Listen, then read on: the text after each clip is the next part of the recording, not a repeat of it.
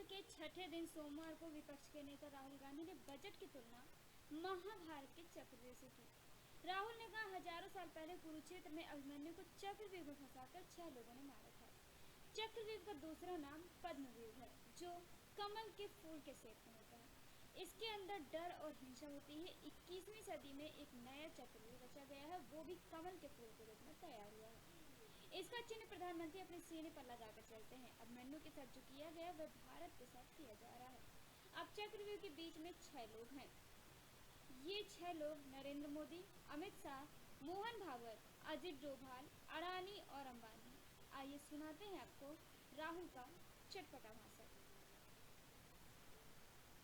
एक जवाब मैं प्रपोज करता हूं आज। स्पीकर सर, हजारों साल पहले हरियाणा में कुरुक्षेत्र में एक युवा को, अभिमन्यु को 6 लोगों ने चक्रव्यूह में मारा था। 6 चक्रव्यूह में फंसाकर मारा था। सर, चक्रव्यूह के अंदर डर होता है, हिंसा होती है, और अभिमन्यु को चक्रव्यूह में फंसाकर, ट्रैप कर 6 लोगों ने मारा।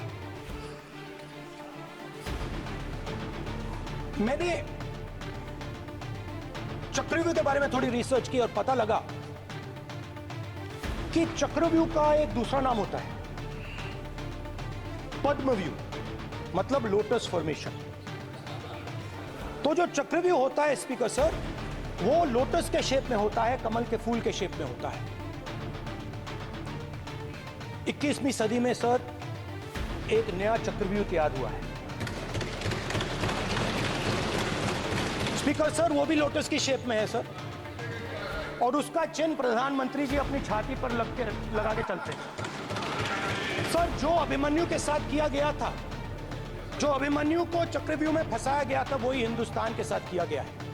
हिंदुस्तान के युवाओं के साथ, हिंदुस्तान के किसानों के साथ, हमारी माताओं बहनों के साथ, स्मॉल बिजनेसेस के साथ, मीडियम साइज बिजनेस के साथ। सर, अभिमन्यु को 6 लोगों ने मारा था। उनके नाम द्रोणाचार्य, कर्णा, कृपाचार्य, कृतवर्मा, अश्वत्थामा और शकुनी। सर, आज भी चक्रव्यूह के बीच में 6 लोग।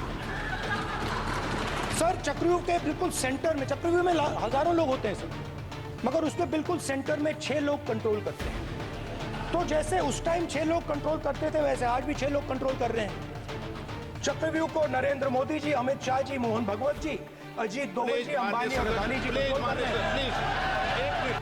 द चक्रव्यूह that has captured India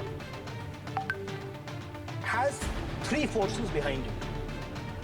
First is the idea of monopoly capital, that 2 people should be allowed to own the entire Indian wealth. So one element of the Chakravhyuh is coming from the concentration of financial power. The second element, sir, मैं budget को explain कर रहा हूं sir, मैं आ रहा हूं, वहीं आ रहा हूं sir.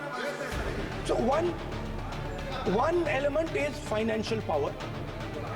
The second element is the institutions, the agencies, CBI, ED, Income Tax Department of this nation, and the third is the political executive. Because sir, these 3 together are at the heart of the Chakravhyuh, and they have devastated this country. Because of my expectation was that this budget would weaken the power of this Chakravhyuh, that this budget would help the farmers of this country, would help the youth of this country, would help the laborers, the small businesses of this country. But what I have seen is that this budget, the sole aim of this budget, इसकी जो नियत है, it is to strengthen this framework, the framework of big business, monopoly business, the framework of a political monopoly that destroys the democratic structure, and finally the framework of what one can call the deep state or the agencies. And the result of this has been the first पहला काम इस चक्रव्यूह ने क्या किया? जो हिंदुस्तान को रोजगार देते हैं, स्मॉल एंड मीडियम बिजनेसेस हैं, जो करोड़ों युवाओं को रोजगार देते थे, उन पर इस चक्रव्यूह ने आक्रमण किया।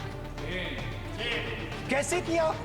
नोटबंदी, जीएसटी और टैक्स टेररिज्म।